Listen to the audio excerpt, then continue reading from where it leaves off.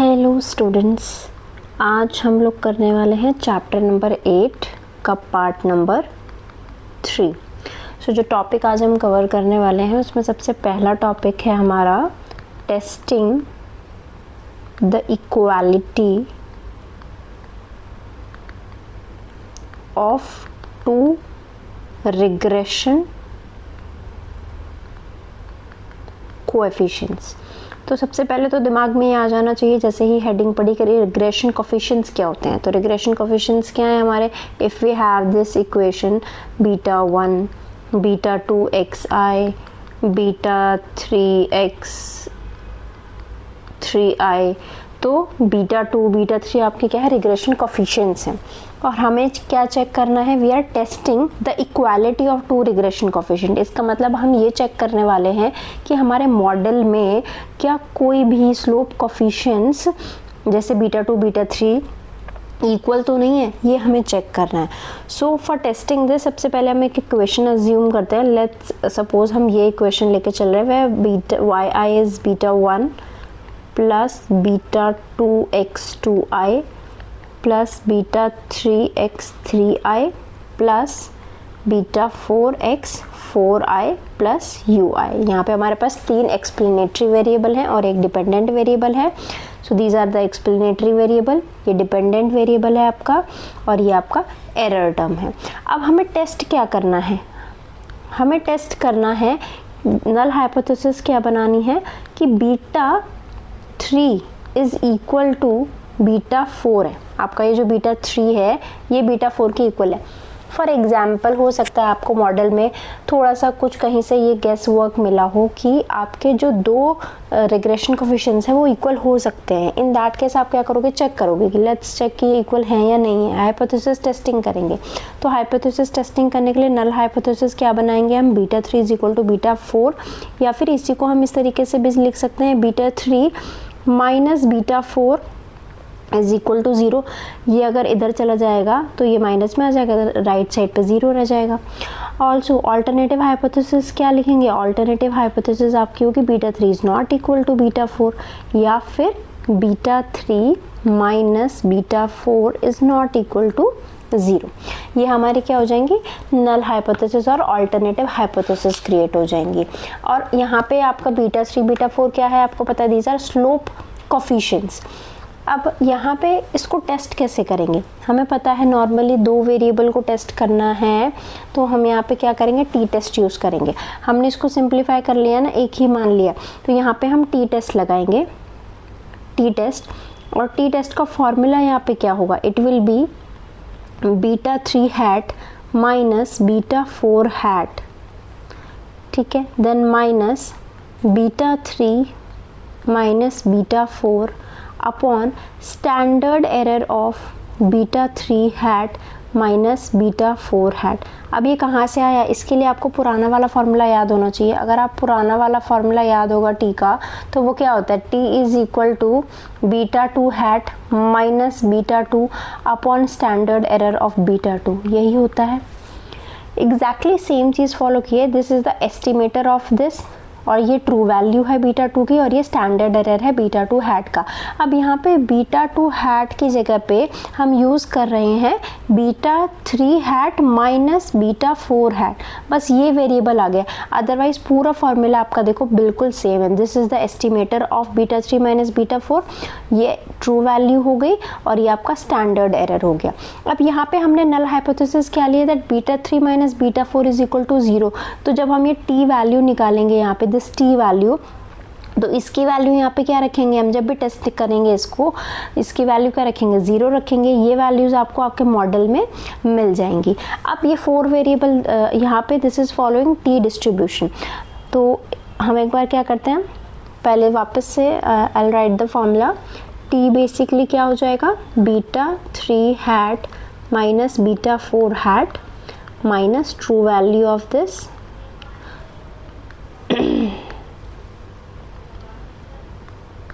Beta 3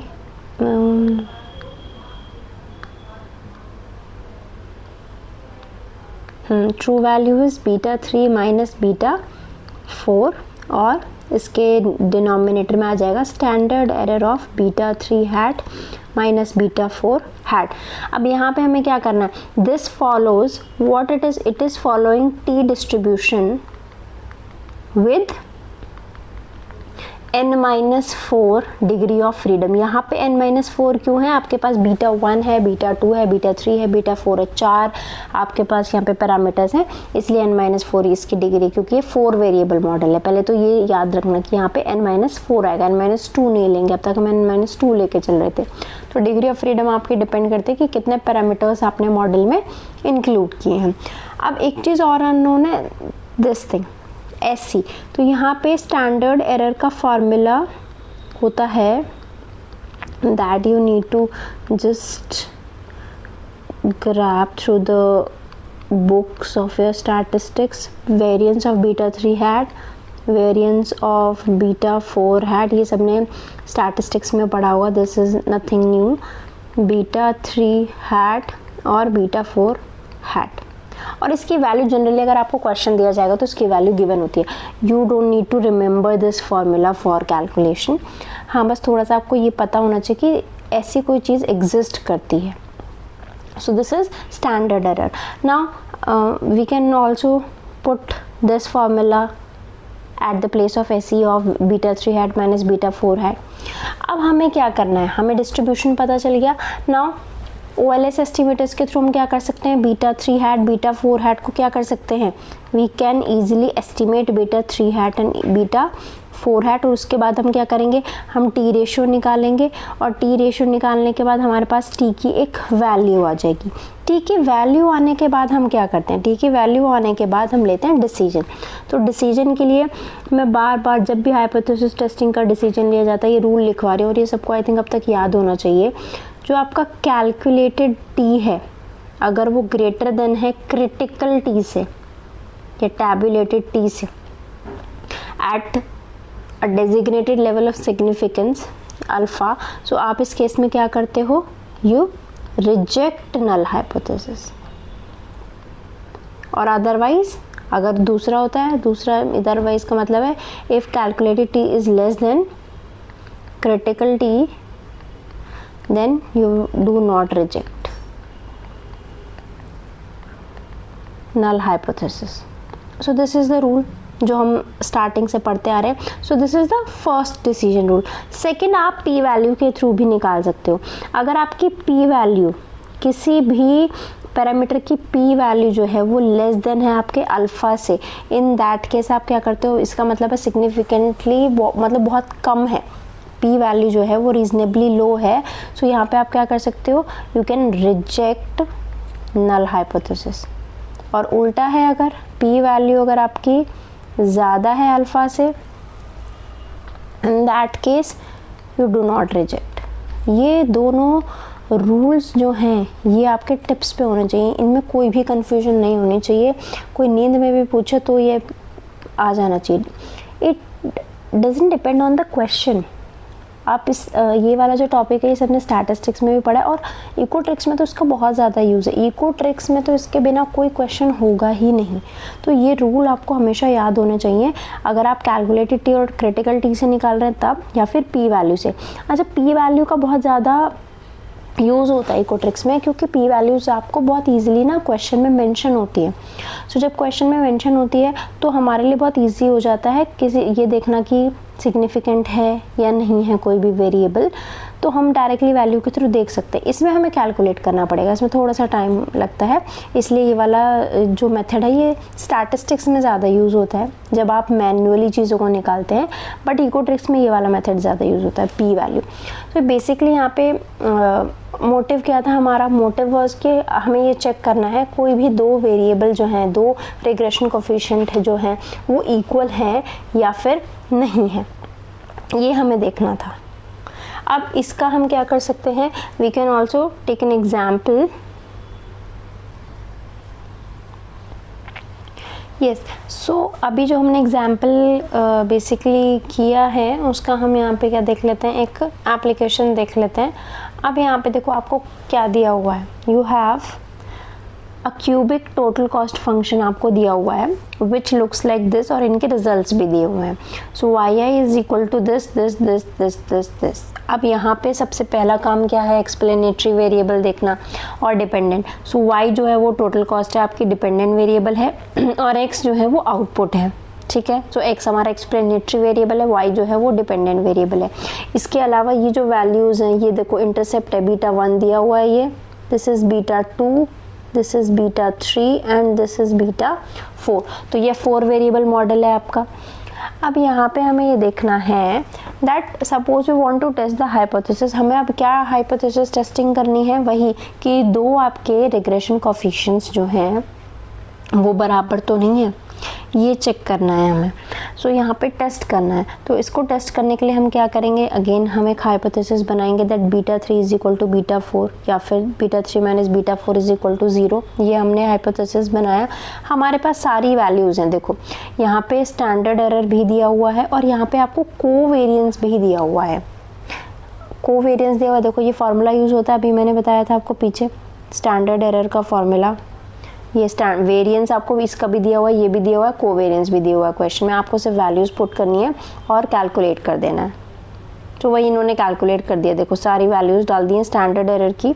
beta, अब यहाँ पे देखो फार्मूला क्या यूज़ हुआ है, फार्मूला देखो तो फार्मूला वही यूज़ हुआ है, beta 3 hat minus beta 4 hat minus beta 3 minus beta 4 upon variance of या फिर sorry standard error of beta 3 hat minus beta 4 hat. ठीक है, ये वैल्यू आपकी 0 हो जाती है थ्रू नल हाइपोथेसिस. ठीक है, तो ये 0, तो आपके पास ये वैल्यू बची और ये बचा. अब देखो बीटा 3 हैट की वैल्यू क्या है, बीटा 3 हैट ये है ना आपका, ये सारे हैट है. सो बीटा 3 हैट की वैल्यू 12.961 लिख ली यहाँ पे. बीटा 4 की वैल्यू क्या है 0.9396, ये भी लिख ली हमने. ये सारी वैल्यूज़ हमें आपकी ये जो रिजल्ट हैं इसी से मिल जाएगी. बस हमें पढ़ना आना चाहिए कि ये जो इस टाइप की इस 3 लाइन में जो ये दिया हुआ है ये आपको दे देंगे. आपको एक एक वर्ड का मीनिंग पता होना चाहिए, एक एक चीज़ का ये पता होना चाहिए कि this is beta 1, this is beta 2, this is beta 3 hat, this is beta 4 hat. ये आर स्क्वायर होता है, ये कोवेरिएंस होता है, ये आपको पता होना चाहिए. सो ये सारी वैल्यूज़ जो हैं आपकी क्या हो जाएंगी, यहाँ से हमें टी वैल्यू मिल जाएगी -13.3130. सो यहाँ पे it is very easy to verify that, teacher can verify that हमारे पास 6 डिग्री ऑफ फ्रीडम है. ठीक है, 10 क्योंकि आपका वो था, n वॉज इस क्वेश्चन में n 10 है and your k is 4, so 10 minus 4 is 6. और ये जब आप टेबल में देखोगे तो 2% पे भी आप इसको क्या करोगे, you will reject it. और यहाँ पे p वैल्यू भी दी हुई है, although क्वेश्चन में यहाँ गिवन नहीं थी बट यहाँ दी हुई है. The p value is extremely small. और जब आपकी p वैल्यू स्मॉल होती है तो आप क्या करते हो, you will reject the hypothesis. अभी हमने देखो p वैल्यू अल्फ़ा वैल्यू से कम है, you will reject the hypothesis. Clear. So this is the example जहाँ पे हम कैसे चेक करते हैं कि दो रिग्रेशन कोफिशिएंट आपके इक्वल हैं या फिर नहीं हैं. सो आई थिंक सबको प्रोसेस क्लियर होगा कि हमने क्या किया है. यहाँ पे बेसिकली हमारे पास वैल्यूज़ थी और हमें ये चेक करना है कि कोई दो जो आपके रिग्रेशन कोफिशिएंट है वो इक्वल तो नहीं है. सो वो चेक करने के लिए हमने पूरा प्रोसेस किया, टी वैल्यू निकाली, उसके बाद उसको टेस्ट किया. Let's move on to the next topic. Next जो हमारा टॉपिक है वो है रेस्ट्रिक्टेड लीस्ट स्क्वायर. बेसिकली यहाँ पे हम करने वाले हैं लीनियर इक्वालिटी की रेस्ट्रिक्शन को चेक. अब यहाँ पे एग्जांपल आ जाता है आपका कॉप्लगरिल्स मॉडल का. Y I is equal to beta 1 x2i की power you have beta 2 x3i की पावर बीटा 3 और e की पावर ui. ये आपका कॉप्लगरिल्स मॉडल था, ये हमने पहले भी डिस्कस किया हुआ, जहाँ पे आपका y क्या होता है, आउटपुट होता है, x जो है x2 है लेबर और x3 है कैपिटल. सो बेसिकली जो कॉप डगलस मॉडल है वो क्या कहता है कि लेबर और कैपिटल को कंबाइन करके आप कितना प्रोडक्शन कर रहे हैं, this is all about the Cobb Douglas model. हमने इसको सिंप्लीफाई किया था बाय टेकिंग लॉग फॉर्म में लॉग लिया था इसका सिंप्लीफाई करने के लिए, क्योंकि ऐसी कोई इकोनोमेट्रिक मॉडलिंग नहीं होती है, हमें इसको इकोनोमेट्रिक मॉडल में कन्वर्ट करना है। तो उसके लिए हमने क्या किया, लॉग लिया। So this was like this ln beta 1 plus beta 2 ln x2i plus beta 3 ln x3i, और ये हो जाता है आपका ui।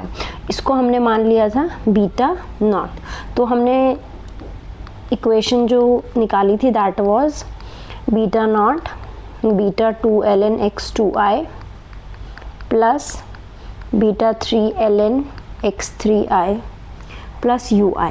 अब यहाँ पे आप जो बीटा 2 और बीटा 3 है इस मॉडल में भी जो आपका मैं और जो जनरल वाला मॉडल है वो कुछ इस तरीके से दिखता है, y is equal to a l to the power alpha और k to the power beta. और अल्फ़ा प्लस बीटा से हम ये बताते हैं कि आपके कांस्टेंट रिटर्न्स टू स्केल हैं, इंक्रीजिंग रिटर्न्स टू स्केल है या डिक्रीजिंग रिटर्न्स टू स्केल है। सो अल्फ़ा प्लस बीटा की वैल्यू अगर 1 आ जाती है तो कांस्टेंट रिटर्न्स टू स्केल है, अल्फ़ा प्लस बीटा की वैल्यू ग्रेटर देन 1 आ जाती है तो इंक्रीजिंग रिटर्न्स टू स्केल होते हैं, और अल्फ़ा प्लस बीटा की वैल्यू लेस देन 1 आ जाती है तो आपके डिमिनिशिंग रिटर्न्स टू स्केल होते हैं। अब यहाँ पे हमें वही चेक करना है, जैसे अभी पिछले वाले मॉडल में हमने क्या चेक किया था कि कोई दो आपके रिग्रेशन कोफिशिएंट बराबर तो नहीं है, इसका मतलब उन दोनों के बीच का डिफरेंस 0 तो नहीं है। वही सेम यूज़ करना है। बेसिकली वो मॉडल पढ़ाने के पीछे का ऑब्जेक्टिव ही यही है कि आप उस तरीके के बहुत सारे मॉडल्स के जो क्वेश्चन है वो इजीली सॉल्व कर पाएँ। अब यहाँ पे मुझे ये चेक करना है, this is the model you have. Generally ये मॉडल एक्सपेक्ट करो आपके एग्ज़ाम में आपको डायरेक्टली इनडायरेक्टली फॉर्म में मिलेगा ही मिलेगा, चाहे लॉग मॉडल में आ जाए, चाहे ये कांस्टेंट इलास्टिसिटी मॉडल पूछ लिया जाए, बट ये पूछा जाएगा। अब यहाँ पे आपसे एक और चीज़ पूछी जा रही है कि थ्रू दिस मॉडल आप ये चेक करके बताओ कि इसमें कांस्टेंट रिटर्न्स टू स्केल हैं या नहीं है। इसका मतलब है आपको ये चेक करना है alpha plus beta is equal to 1 है या फिर नहीं है। तो जो प्रोसेस हमने अभी पीछे फॉलो किया सेम प्रोसेस हम यहाँ पे फॉलो कर सकते हैं। तो यहाँ पे हमारे पास इसको सॉल्व करने के दो तरीके हैं। So what do we want to calculate? Basically the question is how does one find out if there are constant returns to scale। Basically आपको बताना कांस्टेंट रिटर्न्स टू स्केल है या नहीं है। इसका मतलब है आपको ये चेक करना है that beta 2 plus beta 3 equal to 1 है या फिर नहीं है। यहाँ पे बीटा 2 बीटा 3 है ना इसकी जगह पे, अल्फ़ा और बीटा की जगह पे। सो ये हमें चेक करना है। सो हम इसको चेक कैसे करेंगे? सबसे पहला तरीका तो हमारे पास वही है जो अभी हमने पीछे फॉलो किया, जिसको हम कहते हैं T test approach. T test के थ्रू हम क्या कर सकते हैं, इसको बहुत ईजीली कैलकुलेट कर सकते हैं। इसी मेथड को हम बोलते हैं अनरेस्ट्रिक्टेड रिग्रेशन। Unrestricted regression. तो इसमें सेम प्रोसेस आपको फॉलो करना है, टी निकालना है। टी का फॉर्मूला आपको पता ही है क्या होगा, बीटा 2 हैट। अब यहाँ पे देखो क्या आ रहा है, beta 2 hat plus beta 3 hat minus beta 2 plus beta 3 upon standard error of beta 2 hat plus beta 3 hat. अच्छा डिफरेंस क्या है? डिफरेंस ये वहाँ पे माइनस था, यहाँ प्लस क्यों है? क्योंकि यहाँ पे आप नल हाइपोथेसिस ही ये ले रहे हो। नल हाइपोथेसिस ही क्या बनाओगे आप? नल हाइपोथेसिस बनाओगे बीटा 2 और बीटा 3 जो है वो आपके 1 के बराबर है। और ऑल्टरनेटिव हाइपोथेसिस क्या बनेगी? Beta 2 plus beta 3 is not equal to 1। ये आपके ऑल्टरनेटिव हाइपोथेसिस बनेगी। इसीलिए अब देखो यहाँ पे इसकी जगह पे क्या आ जाएगा, 1 आ जाएगा, और ये वैल्यू हम मॉडल से निकाल लेंगे। इसका फॉर्मूला भी थोड़ा सा चेंज होगा।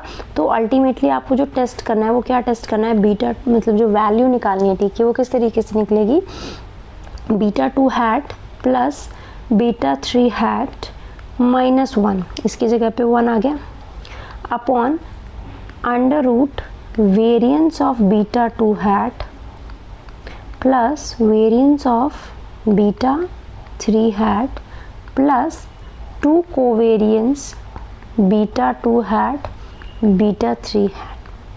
बाकी ये आपको पता है सारी वैल्यूज़ जो हैं आपको मॉडल में मिल जाएंगी। अगेन रूल क्या कहता है, अगर आपका कैलकुलेटेड टी जो यहाँ से निकलेगा वो ग्रेटर देन होता है टैबुलेटेड टी, और टैबुलेटेड टी कैसे निकलता है, T distribution following alpha by 2 degree of freedom. तो इस केस में आप क्या करते हो, इस केस में you will reject null hypothesis. So ये आपकी पहली अप्रोच है। दूसरी अप्रोच क्या है, which is more like used, और यहाँ पे इतना सारा कैलकुलेशन नहीं करना पड़ेगा।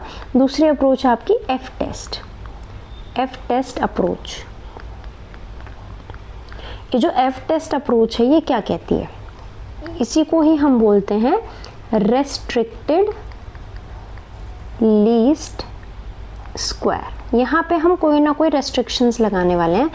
लेट्स सी, अब हमने क्या किया, यहाँ पे रेस्ट्रिक्शन लगा दी beta 2 is equal to 1 minus beta 3। ये भी तो लिख सकते हैं, हमें टेस्ट करना है ना, beta 2 plus beta 3 is equal to 1। So we can also write it beta 2 in the form of beta 3, right, इस तरीके से लिख सकते हैं। सो ये इक्वेशन मैंने ले ली, या फिर हम ऐसे भी लिख सकते हैं beta 3 is equal to 1 minus beta 2। इनमें से आप कोई भी इक्वेशन ले लो, इनमें से कोई भी इक्वेशन ले सकते हो। सो कोई भी इक्वेशन लेने पे हमारी जो इक्वेशन दोबारा आएगी, देखो वो किस तरीके से आएगी, ln y आए बीटा नॉट प्लस बीटा 2 की जगह पे मैंने लिखा 1 माइनस बीटा 3। क्या लिख दिया, 1 माइनस बीटा 3, और उसके बाद क्या आ जाएगा 1 minus beta 3 ln x2i, beta 3 तो ऑलरेडी है ही, ln x3i प्लस ui। अब इसको सिंप्लीफाई करते हैं, ln yi is equal to beta not plus bracket open कर रही हूँ ln x2i minus beta 3 ln x2i plus beta 3 ln x3i। ये आ गया। अब देखो क्या करना है, ये वाला जो ln x2 है इसको मैं इस साइड लेके जा रही हूँ। So ln yi minus ln x2i is equal to, यहाँ से बीटा 3 कॉमन आ जाएगा, अंदर क्या बचेगा ln x3i minus ln x2i plus ui, और सॉरी यहाँ पे बीटा नॉट भी था आपका ये, ठीक है। अब देखो क्या हुआ है, यहाँ पे ये लॉग वाला फार्मूला कैसे इंटरचेंज होगा, आपने एक चीज़ पढ़ी होगी ln a बाई बी, इसको कैसे लिख सकते हो, ln a minus ln b लिख सकते हो। ये ऑलरेडी इस तरीके से लिखा हुआ है, इसको ऐसे भी तो लिखा जा सकता है, हम इसको ऐसे लिख सकते हैं ना ln yi अपॉन x2i, और इसको कैसे लिख सकते हैं दूसरे वाले को, beta 3 ln x3i upon x2i, इस तरीके से भी तो लिखा जा सकता है। सो आपका देखो x2i x3i दो थे, हमने उसको एक में कन्वर्ट कर लिया, ln yi x2i और ln x3i। अब ये बता रहा है बेसिकली, ये क्या बता रहा है आपको, yi अपॉन x2i क्या बता रहा है, आउटपुट पर लेबर रेशियो। ये क्या बता रहा है, आउटपुट पर लेबर, और ये क्या बता रहा है, कैपिटल पर लेबर। मतलब एक लेबर पे आप कितनी कैपिटल लगा रहे हो वो, और उसका इम्पैक्ट आपके आउटपुट पे क्या आ रहा है, एक लेबर से आउटपुट पे कितना चेंज आ रहा है वो। तो ये जो क्वांटिटीज़ हैं हमारी, ये रेशियो वाली, ये बहुत इंपॉर्टेंस की हैं, इनका इम्पॉर्टेंस है whenever we are studying the Cobb Douglas model. तो आप दोनों में से किसी को भी ले सकते हैं। यहाँ पे आपने जो प्रोसीजर फॉलो किया है, इसी प्रोसीजर को हम क्या बोलते हैं, this procedure is known as restricted least squares, ठीक है, रेस्ट्रिक्टेड लीस्ट स्क्वायर बोलते हैं इसी को ही। और यहाँ पे आपने कितनी रेस्ट्रिक्शन लगाई, एक ही रेस्ट्रिक्शन लगाई, and that was that beta 2 आपका 1 माइनस बीटा 3 के इक्वल था। तो यहाँ पे एक रेस्ट्रिक्शन लगाई, इसको हम जनरलाइज भी कर सकते हैं, हम एक से ज़्यादा भी रेस्ट्रिक्शंस लगा सकते हैं अपने मॉडल को क्या करने के लिए, स्टडी करने के लिए। Now what you need to do is, अब देखो आपको एफ निकालना है ना। अभी तक का प्रोसेस तो मैंने सिर्फ ये समझाया कि आप एफ टेस्ट अप्रोच लगानी है ना, एफ तो अभी निकाला ही नहीं है, अभी तो सिर्फ मैंने क्या किया, एक रेस्ट्रिक्शन लगाई, दिस इज़ द रेस्ट्रिक्शन, और रेस्ट्रिक्शन लगाने के बाद मेरी जो इक्वेशन है वो यहाँ, ये इक्वेशन जो है उसको सिंप्लीफाई करके मैं कहाँ लेके आ चुकी हूँ, इस इक्वेशन पे लेके आ चुकी हूँ, उसको सिंप्लीफाई करके। नाउ नेक्स्ट हमें f निकालना है, मेन टास्क तो f निकालने का है यहाँ पे। तो f जो होता है वो होता है आपका, हम पहले भी पढ़ चुके हैं, बट रेस्ट्रिक्टेड और अनरेस्ट्रिक्टेड टर्म में कुछ इस तरीके से आएगा, RSS। RSS का मतलब है residual sum of square of restricted जो मॉडल है आपका वो। RSS आपको चाहिए अनरेस्ट्रिक्टेड मॉडल का भी, upon m RSS of unrestricted upon n minus k। अब देखो यहाँ पे ये मैंने बता दिया आपको कि ये क्या डिनोट कर रहा है, RSS of restricted model, RSS of unrestricted model, RSS of unrestricted model. ये जो m है यहाँ पे, this is of great importance. m यहाँ पे आपको बता रहा है नंबर ऑफ लीनियर रेस्ट्रिक्शंस। आपको ये बताना है कितनी रेस्ट्रिक्शंस आपने लगाई हैं। जैसे यहाँ पे मैंने सिर्फ एक ही लीनियर रेस्ट्रिक्शन लगाई है तो m यहाँ पे 1 हो जाएगा। n नंबर ऑफ ऑब्जर्वेशन होता है, k नंबर ऑफ पैरामीटर्स होते हैं। सो दिस इज़ द f। यहाँ पे एक और चीज़ है, RSS ऑफ जो अनरेस्ट्रिक्टेड है उसको आप किस तरीके से लिखते हो, समेशन u हैट्स अनरेस्ट्रिक्टेड, और रेस्ट्रिक्टेड वाले को इस तरीके से लिख सकते हैं। ये क्लियर होगा आई थिंक। RSS को हम ये भी लिखते हैं ना, U से डिनोट करते हैं RSS को। अच्छा, this is the first formula of F। दूसरा फार्मूला हम किस टर्म में लिख सकते हैं, R स्क्वायर के टर्म में भी लिख सकते हैं। R square of unrestricted model minus, देखो यहाँ पे बस उल्टा हो गया, जब भी आप R स्क्वायर लोगे तो अनरेस्ट्रिक्टेड वाला पहले आ जाएगा, रेस्ट्रिक्टेड वाला बाद में आएगा, अपॉन m, ये सेम रहेगा, और नीचे क्या आ जाएगा, 1 minus R square unrestricted. Formula याद करने का तरीका, यहाँ रेस्ट्रिक्टेड पहले था, अनरेस्ट्रिक्टेड बाद में, R स्क्वायर में अनरेस्ट्रिक्टेड पहले और रेस्ट्रिक्टेड बाद में, नीचे वाला सेम है, यहाँ अनरेस्ट्रिक्टेड अनरेस्ट्रिक्टेड। तो ये हमने पहले भी पढ़ा है। F के जो आपके 2-3 फार्मूले होते हैं, एक तो RSS के टर्म में भी होता है और दूसरा किस टर्म में होता है, R स्क्वायर के टर्म में भी होता है। अच्छा, एक कंडीशन और है यहाँ पे, ये याद रख सकते हो, इतनी ज़्यादा इंपॉर्टेंट नहीं है, ऑल्दो R स्क्वायर अनरेस्ट्रिक्टेड का ज़्यादा होता है रेस्ट्रिक्टेड से, इसका मतलब है summation u hat square of unrestricted less than होता है समेशन u हैट स्क्वायर से।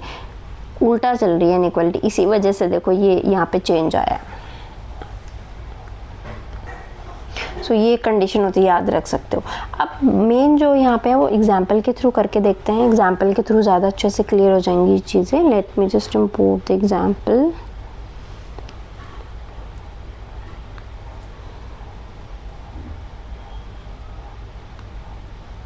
देखो ये आपको एग्जाम्पल दिया हुआ है, ये आपके बुक का ही एग्जाम्पल है। कॉप डगलस प्रोडक्शन फंक्शन ही दिया हुआ है, कॉप डगलस प्रोडक्शन फंक्शन आपको दिया हुआ है किस इकोनॉमी का, मैक्सिकन इकोनॉमी का। देखो यहाँ पे ln GDP है, ये आपका ln लेबर है, और ये आपका ln कैपिटल है। जो हमने अभी फॉर्म पढ़ी थी, ये कौन सी वाली फॉर्म है, पहले ज़रा सा इस चीज़ पे ध्यान दो, ये वाली फॉर्म है, ये फॉर्म है, ठीक है। इसको हम कन्वर्ट करेंगे। अब देखो ये फॉर्म है, इसको अब ये वाली जो आपको दी हुई है दिस फॉर्म, ये आपकी कौन सी है, ये है अनरेस्ट्रिक्टेड। हमने अभी तक कोई भी रेस्ट्रिक्शन नहीं लगाई है इस पे, ये क्या है आपकी अनरेस्ट्रिक्टेड है। अब ये अनरेस्ट्रिक्टेड के हिसाब से यहाँ पे देखो टी वैल्यूज़ भी दी हुई है, पी वैल्यूज़ भी दी हुई हैं, बट हमें इसका यूज़ नहीं करना कुछ भी। हमें क्या किस चीज़ की ज़रूरत पड़ेगी, हमें ज़रूरत पड़ेगी R स्क्वायर की, और ये R स्क्वायर कौन सा है, अनरेस्ट्रिक्टेड वाला है, और RSS की ज़रूरत पड़ेगी अनरेस्ट्रिक्टेड वाली की। इतना ही ध्यान रखना है अभी के लिए। तो अब फिर हम इसको क्या करते हैं, फिर हम इसको रेस्ट्रिक्ट करते हैं। रेस्ट्रिक्ट कैसे करेंगे, हमें ये रेस्ट्रिक्ट करेंगे, सपोज करो this is beta 1 hat, this is beta 2 hat, and this is beta 3 hat. So हमने रिस्ट्रिक्शन ये लगा दी कि आपका जो बीटा 2 हैट है वो 1 माइनस बीटा 3 हैट के बराबर है। ये रेस्ट्रिक्शन लगा दी, और जब ये रेस्ट्रिक्शन लगाई हमने तो इसके बाद हमें क्या मिलेगा, हमें एक नई फॉर्म मिलेगी। वो नई फॉर्म किस तरीके से दिखेगी? It will look like this.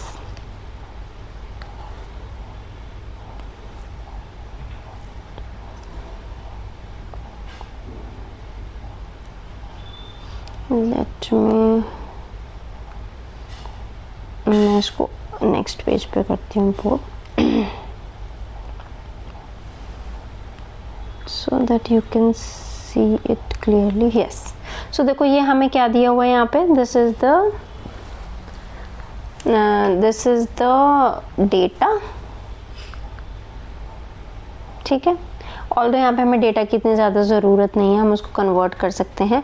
Main जो हमें यहाँ पे ज़रूरत है, इट इज़ ऑफ कि जब हमने रेस्ट्रिक्शन लगाई उसके बाद जो मॉडल आया वो हमें किस तरीके से दिखेगा मॉडल।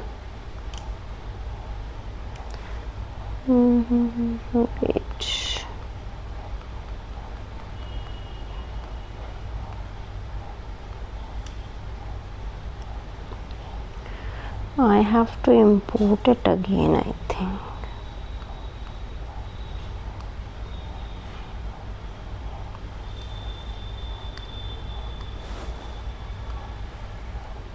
Yes, हमें जो ज़रूरत है, अब हमें ज़रूरत है यहाँ न्यू इक्वेशन।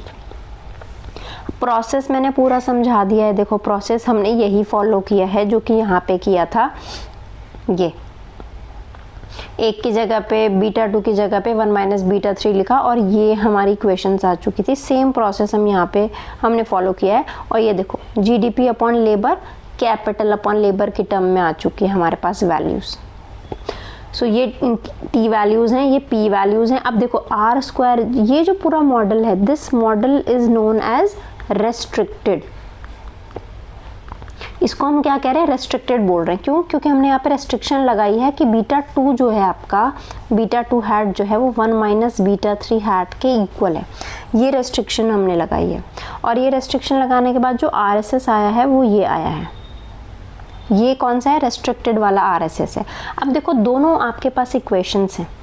ये वाली अनरेस्ट्रिक्टेड वाली है, ठीक है। अब यहाँ से क्या चाहिए मुझे? यहाँ से सिर्फ या तो आरएसएस ले लो या आर स्क्वायर ले लो, क्योंकि एक ही फॉर्मूला लगाना है, जो एक याद रहेगा।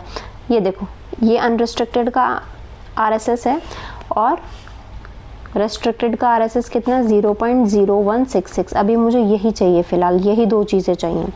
तीसरे नंबर पे मुझे क्या करना है? तीसरे नंबर पे तो मुझे एफ टेस्ट लगाना है और एफ टेस्ट की वैल्यू लिखनी है। तो जब एफ टेस्ट लगाएंगे तो फार्मूला क्या बनेगा? अभी मैंने फार्मूला बताया था। फार्मूला है हमारा एफ का, F is equal to R S S restricted minus R S S unrestricted upon M, और नीचे क्या आता है? R S S unrestricted N by K. ये फार्मूला है। अब देखो रिजल्ट्स आपके किस तरीके से दिखेंगे। These are the results. देखो एफ टेस्ट निकाल लिया हमने यहाँ पे। देखो this is the formula that we are using. Restriction हमारे पास कितनी है? एक ही है, और वो एक रेस्ट्रिक्शन क्या है? That beta 2 hat is equal to 1 minus beta 3 hat.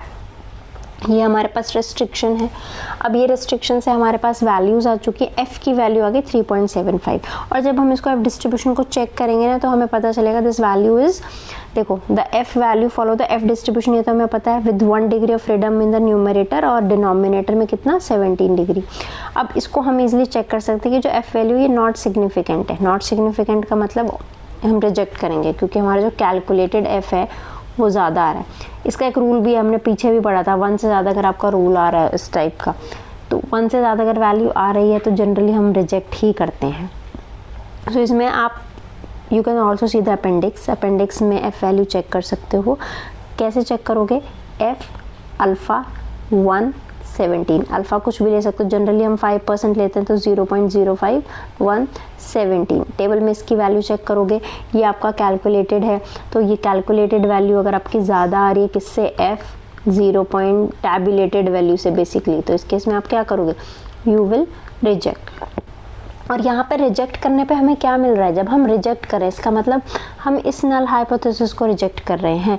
Null hypothesis क्या आती है कि there are constant returns to scale. इसका मतलब कांस्टेंट रिटर्न्स टू स्केल नहीं है। इंक्रीजिंग भी हो सकते हैं, डिक्रीजिंग भी हो सकते हैं, that we don't know, but constant नहीं है। So this is the whole process जिसमें हम चेक करते हैं। और इस क्वेश्चन को आप बहुत बहुत इम्पॉर्टेंट मार्क कीजिएगा, ये क्वेश्चन आता है। So this is all about restricted modeling of regression.